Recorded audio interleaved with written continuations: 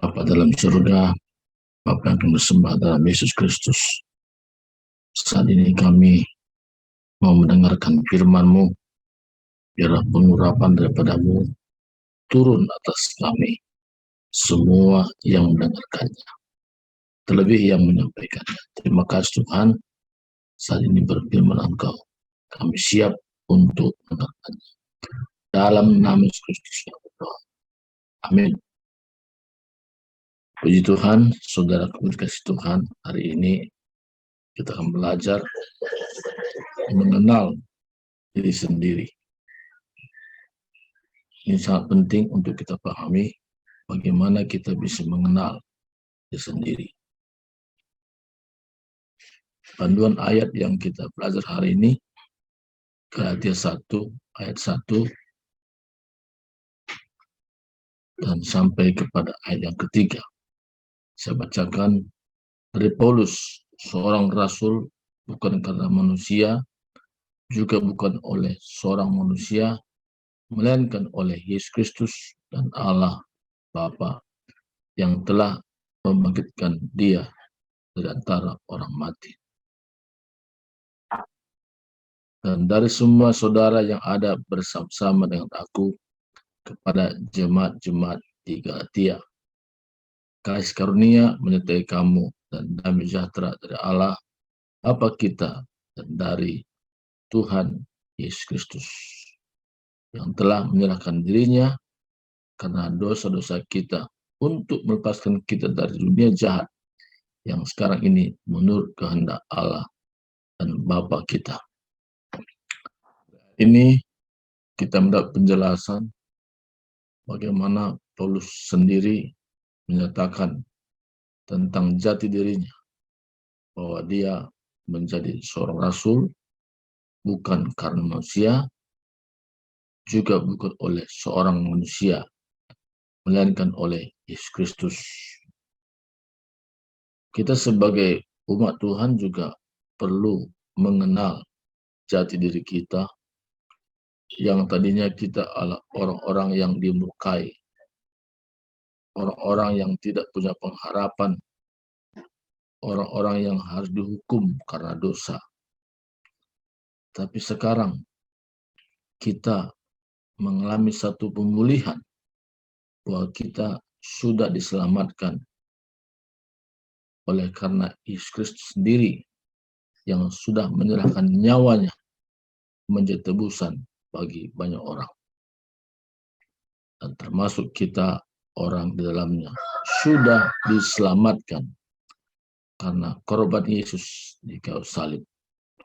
Untuk itu kita tidak mau diombang-ambingkan oleh ajaran-ajaran manusia, karena ajaran manusia itu tidak bisa menjadi patokan untuk kita bisa tetap dalam prinsip bagaimana kita diteguhkan dalam hidup kita sehari-hari. Nah, makanya untuk kita mengenal jati diri kita, kita pertama yakin dan percaya bahwa kita adalah mahal di hadapan Tuhan. Itulah sebabnya maka Yesus Kristus mau menyerahkan nyawanya. Lebih mahal daripada darah Yesus Kristus. Itu sebabnya maka Yesus mau menyerahkan nyawanya. Kalau bukan karena darah Yesus Kristus, tidak ada manusia pun diselamatkan. Jadi pagi ini, Paulus sendiri berani berkata, aku seorang rasul bukan karena manusia, juga bukan oleh seorang manusia. Jadi Paulus menjelaskan secara gamblang pada setiap orang, khususnya buat jemaat di Galatia, bahwa jati dirinya bukan ditentukan oleh manusia, dan dia sebagai rasul bukan karena manusia yang mengangkat, tapi Rasul Paulus dengan tegas menjelaskan bahwa dia seorang rasul oleh karena Yesus Kristus yang sudah menyerahkan nyawanya dan sudah bangkit dari antara orang mati. Ini yang pertama yang ada dalam hati Paulus, bahwa dia seorang rasul itu benar-benar karena pilihan Tuhan. Kalau Paulus menyatakan bahwa dia pilihan Tuhan, terlebih kita pun juga harus memiliki sikap bahwa saya adalah dipilih Tuhan. Bukan saya yang memilih Tuhan, tapi Tuhan yang memilih saya. Nah, ini prinsip.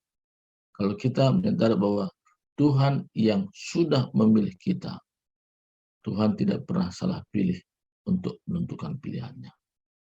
Bahkan Tuhan mau bahwa dalam pilihannya kepada kita, kita menjadi hidup yang berdampak, hidup yang menjadi saksi, hidup yang menjadi berkat. Karena setiap orang yang sudah dipilihnya mesti punya kesaksian.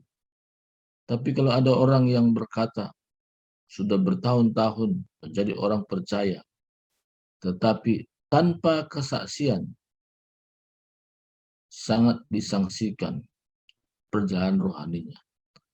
Kenapa? Karena hidup tanpa kesaksian ibarat hidup tanpa iman.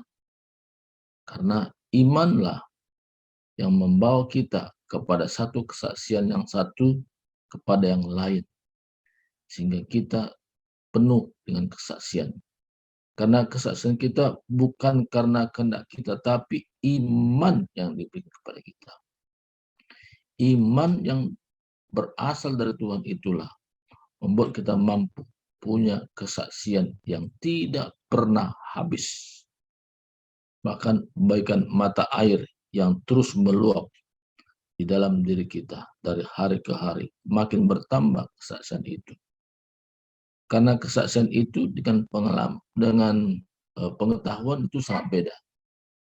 Karena kalau pengetahuan bisa dipelajari, tapi kalau kesaksian itu bagaimana pengalaman hidup kita secara pribadi. Pertama tadi kita diberikan keyakinan bahwa kapanpun waktunya kita dipanggil Tuhan. Tidak ada unsur keraguan, tapi ada kepastian yang hidup. Karena firman Tuhan katakan seberapa orang yang menerima diberinya kuasa menjadi anak-anak Allah. Bahkan Yesus katakan dalam Yohanes 10, aku memberikan hidup kekal kepada mereka, yaitu kepada setiap orang percaya. Dan mereka pasti tidak akan binasa sampai selama-lamanya. Dan seorang pun tidak akan merebut mereka dari tanganku. Wow, luar biasa. Jadi tidak ada unsur keraguan. Karena orang yang sudah menerima Yesus Kristus secara pribadi, unsur keraguan itu menjauh dari hidupnya. Yang ada adalah kesaksian yang makin bertambah dan makin bertambah dan makin bertambah. Nah, makanya orang yang sudah punya pengalaman hidup bersama Yesus, kemanapun dia pergi, apapun dilakukan, apapun yang diceritakan, semuanya hidupnya menjadi berkat. Karena yang diceritakan bukan dirinya, tapi Yesus Kristus yang sudah hidup, yang sudah bekerja, yang sudah memberikan kemampuan, yang sudah memberikan kekuatan, bagaimana dia hidup sampai hari ini. Kesaksian inilah yang perlu diceritakan kepada orang. Bukan kesaksian masa lalu yang sudah lama, tapi kesaksian yang terus bertambah menjadi satu kesaksian yang menguatkan orang, memberikan semangat orang, memberikan kelegaan pada orang, memberikan orang pengharapan dari masa sekarang sampai masa akan datang. Jadi hari ini kita harus mengenal jati diri kita, bahwa kita orang yang sudah ditebus dengan darah yang mahal. Kita orang yang sudah diubahkan, dan kita bukan lagi hidup dalam manusia lama, tapi hidup dalam manusia baru yang terus-menerus diperbaharui. Tujuannya apa? Supaya kehidupan kita secara rohani terus meningkat dan terus meningkat dan terus meningkat. Maka walaupun dalam dunia ini kita hidup, tapi kita tahu kita hidup bukan kita lagi hidup, tapi benar-benar Kristus yang hidup memberikan kendali kepada kita, sehingga betul-betul perkataan kita, tindakan kita sungguh menjadi kesaksian, menjadi berkat bagi banyak orang. Siapa saja yang kita ketemu, dari sikap kita, orang bisa melihat bagaimana Kristus benar-benar hidup dari hari ke hari. Inilah satu wujud bagaimana kita memiliki jati diri yang benar, bukan menurut kata orang, bukan pendapat orang. Karena kalau kita berpegang pada pendapat orang, kita menjadi orang yang bimbang, kita menjadi orang yang ragu, kita menjadi orang yang tidak punya ketetapan dalam prinsip. Tapi hari ini Tuhan mau supaya kita punya keteguhan hati kapanpun waktunya. Kalau saya beralih dari dunia ini kepada dunia yang Tuhan siapkan, tidak ada istilah mudah-mudahan, ada kepastian hidup yang sekarang ini. Kalau saya hidup, di mana hidup berarti untuk pekerjaan Tuhan. Walaupun saya mati, hidup berarti di mana Tuhan sudah siapkan tempat yang indah, yang tidak ada air mata, yang tidak ada ratap tangis, tapi hidup senang selama-lamanya.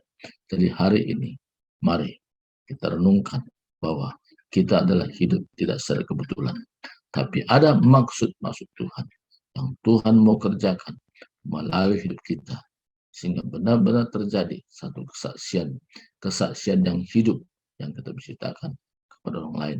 Ini yang namanya pengalaman hidup bersama dengan Tuhan. Jadi kesaksian ini sungguh menjadi berkat bagi setiap orang yang mendengarkannya. Mari kita berdoa. Terima kasih Tuhan, hari ini hamba-Mu sudah berhenti menyampaikannya, tapi Engkau terus bekerja, menjelaskan, menjabarkan tentang maksud dan kehendak-Mu. Sehingga perkataan kami, tindakan kami tidak membuat orang ragu, tapi membuat orang benar-benar bangkit semangat hidup. Mereka menjadi kuat. Mereka tidak mudah digoyahkan dengan apapun kata orang. Karena pedoman hidup kami bukan kata manusia, tapi apa kata Tuhan tentang kami. Itu menjadi pedoman kami, sehingga kami tegar di masa-masa yang sukar, di masa sulit sekalipun kami tetap memandang Yesus Kristus yang berjanji tidak pernah meninggalkan, tidak pernah membiarkan, tapi tetap bersama dengan kami, sehingga kami bisa melewati segala bentuk kesusahan apapun yang kami hadapi, karena bersama Tuhan kami mampu, bersama Tuhan kami, bersama Tuhan ada kemenangan demi kemenangan dari hari ke hari. Terima kasih, terpuji nama-Mu Tuhan. Dalam nama Yesus Kristus kami sudah berdoa dan bersyukur. Haleluya. Amin.